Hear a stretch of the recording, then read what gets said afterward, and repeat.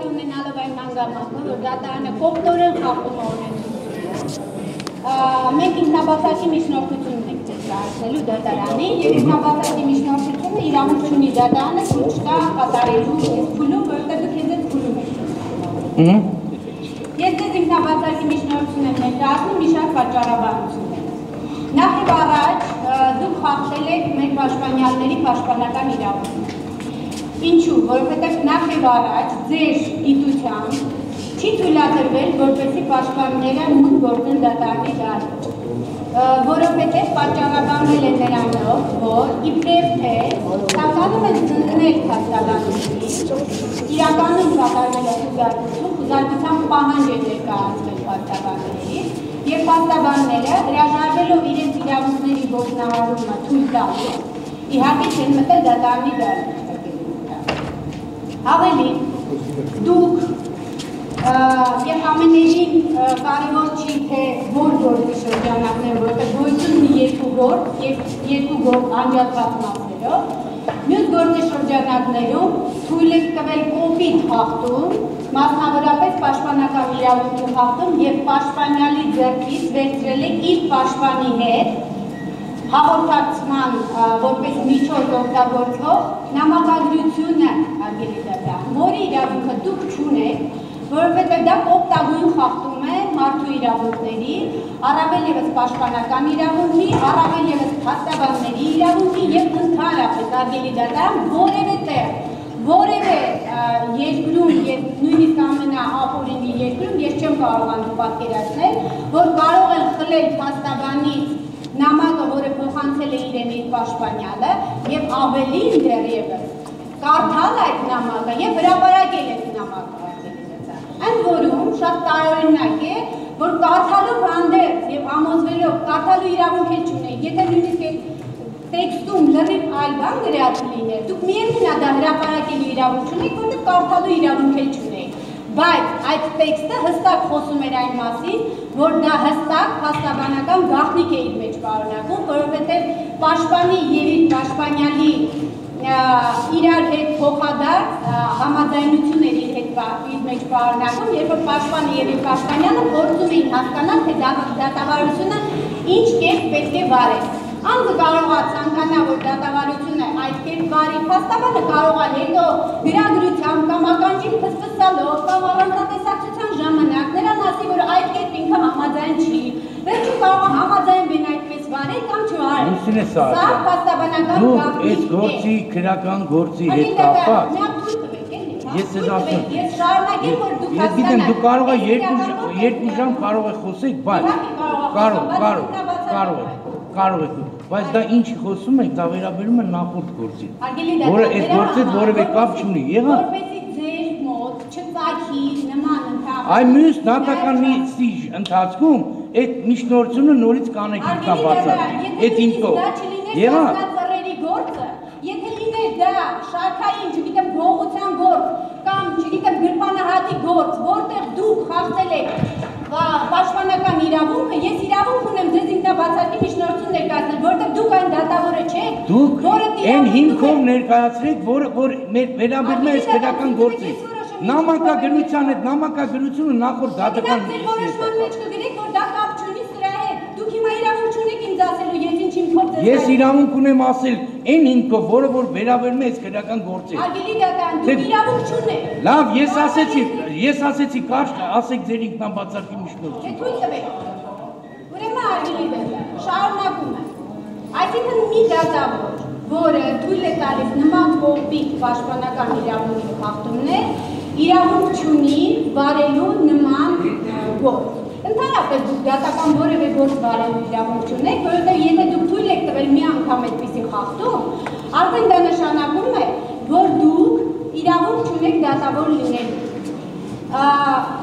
Նաև այլ հիմքեր կան ձեր ինքնաբացարկի միջնորդություն ներկայացնելու, այն որ դուք լռեցնում եք փաստաբաններին, այն որ թույլ չեք տալիս հայտարարություններ անել, այն որ դուք թույլ չեք տալիս միջնորդություններ անել։ Ես ձեզ հատուկ ասեցի, որ մենք միջնորդություն ունենք ներկայացնելու մեր պաշտպանյալին անհապաղ ազատ արձակելու վերաբերյալ, որովհետև մեր պաշտպանյալները առանց համապատասխան որոշման շարունակում են մնալ քաղաքի տակ։ Բայց դուք թույլ այսինքն դուք չունեք։ Միանում եք, միանում եք։ Հարգելի դատարան, դեռևս ձեր կողմից դատական քննությունը բացման խոսք ասելու պարագայում ես հայտարարությամբ հանդես եկա, որ դուք ի սկզբանե խախտել եք դատավարության իրավունքի նորմերը։ Նախ, որ փաստաբաններին չեք ուղարկել դատական քննություն նշանակելու մասին որոշումները, որ մենք չգիտենք, թե դուք ինչ դիրքորոշում եք քրեական գործի նկատմամբ, երկրորդը, հարգելի դատարան, որ դուք ձեր նկատմամբ ինքնաբացարկի հայտնելու վերաբերյալ 90 հոդված ընթերցեցիք, բայց փաստաբաններին, ովքեր ներգրաված չեն, հնարավորություն չտվեցիք ձեր մասին կարծիք հայտնելու եւ հայտնելու թե ինքնաբացարկի միջնորդություն ունեն, թե ոչ։ Այս պայմաններում դուք պետք է ինքնաբացարկ հայտնեք, նույնիսկ չսպասելով, որ պաշտպանության կողմը պետք է միջնորդություն ներկայացնի։ Շնորհակալություն։ Ես էլ ավելացնում ունեմ։ Մի բան հստակ է, հարգելի դատարան, այստեղ չեն գտնվում մեր իմ պաշտպանյալը կոնկրետ այստեղ է, բայց մնացած 15-ի վերաբերյալ դուք կայացրել եք դատական սանկցիա։ Մնացածի պաշտպանները այստեղ չեն։ Այստեղ չէ նաև Թաթուլ Թամրազյանի պաշտպանը, երբ որ ինքը այստեղ, այսինքն դատական նիստ ի սկզբանե չէր կարող սկսվել։ Չնայած այն հանգամանքին, որ դատավարության մասնակիցները ներկա չեն այս նիստին,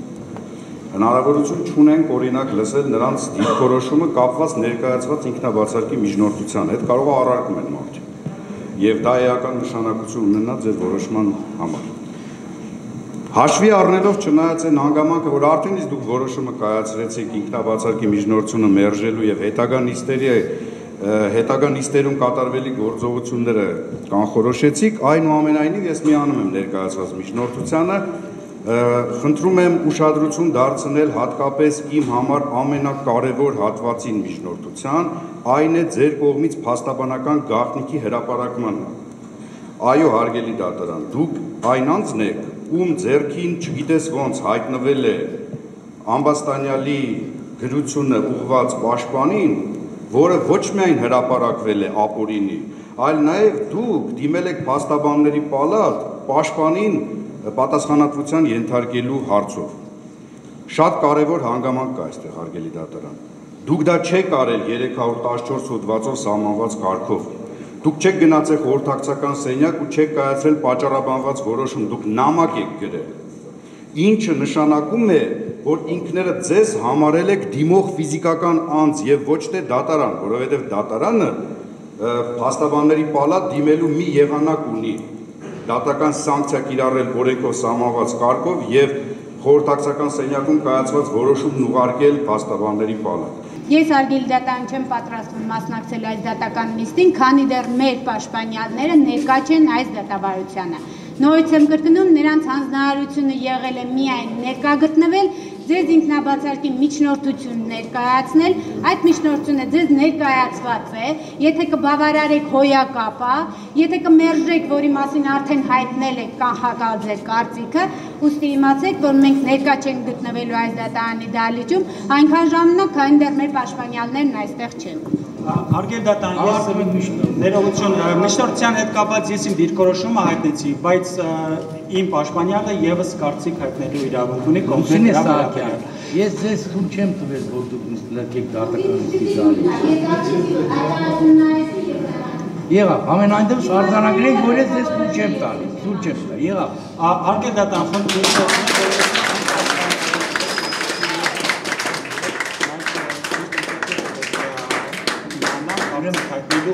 ներողություն հարգելի դատարան, ավարտեմ միտքս, նոր դուք կասեք։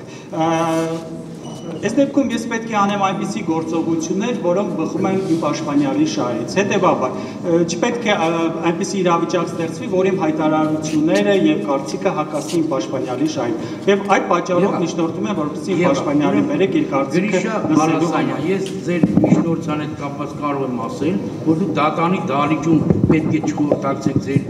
պաշտպանյալի հետ։ Համապատասխան քրեակատարողական հիմնարկներ կան։ Այս դեպքում դատարանը կհետաձգի նիստը, որ ես գնամ համապատասխան քրեակատարողական հիմնարկ, խորհրդակցեմ եւ վերադառնամ։ Այո, նիստից հետո կարող եք գնալ նիստից հետո չէ, որոշում եք դուք կայացնելու, այս որոշման հետ է կապված խորհրդակցությունը։ Դուք միշտ ասում եք վերջում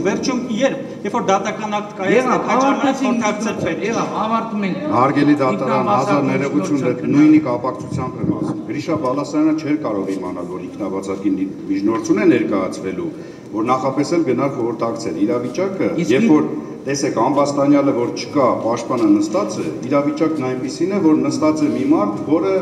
չգիտենք ով է եւ ինչ առհասարակ ֆունկցիա ունի այստեղ անելու։ Ցանկացած բայի մեր պաշտպանյալները կարող է դիրքորոշում փոխել։ Ասեն ես միջնորդությանը առարկեք, չէ միացեք, չէ ես հրաժարվում եմ ասի քեզնից որպես պաշտպան։ Դրա համար մեր մասնակցությունը առանց մեր պաշտպանյալի դատական նիստի դա ինքնանպատակ է։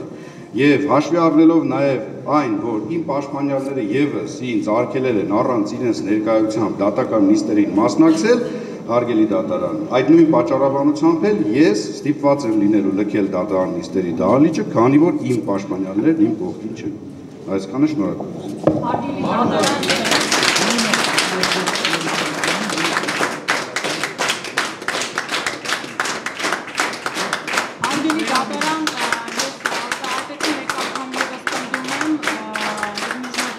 Քննարկելով պաշտպան Լուսինե Սահակյանի կողմից դատավոր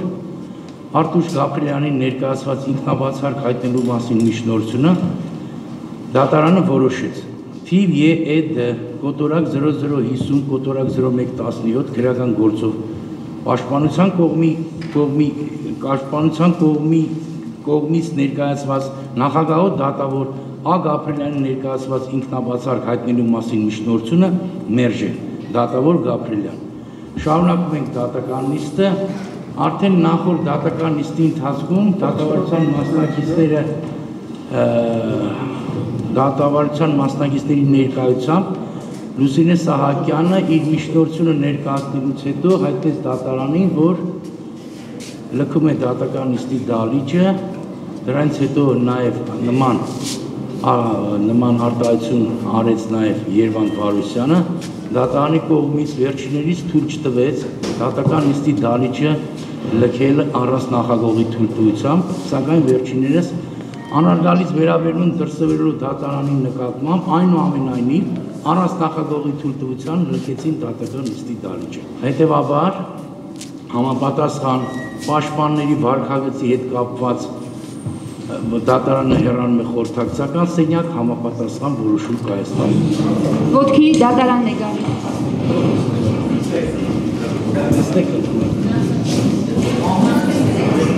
Քննարկելով պաշտպան Լուսինե Սահակյանի նկատմամբ դատական սանկցիա կիրառելու հարցը, դատարանը որոշեց ամբաստանյալներ Արայիկ Հակոբյանի, Մարտիրոս Հակոբյանի պաշտպան Լուսինե Սահակյանի նկատմամբ կիրառել դատական սանկցիա պատասխանատվության ենթարկելու վերաբերյալ դիմումով դիմել համապաստաբանական պալատ։ Քրեական գործի նախապատրաստական փուլում քննարկելով պաշտպան Երվանդ Վարուզյանի նկատմամբ դատական սանկցիա կիրառելու հարցը, դատարանը որոշեց ամբաստանյալ Արայիկ Հակոբյանի եւ Մարտիրոս Հակոբյանի պաշտպան Երվանդ Վարուզյանի նկատմամբ կիրառել դատական սանկցիա պատասխանատվության ենթարկելու վերաբերյալ դիմումով դիմել փաստաբանական պալատ։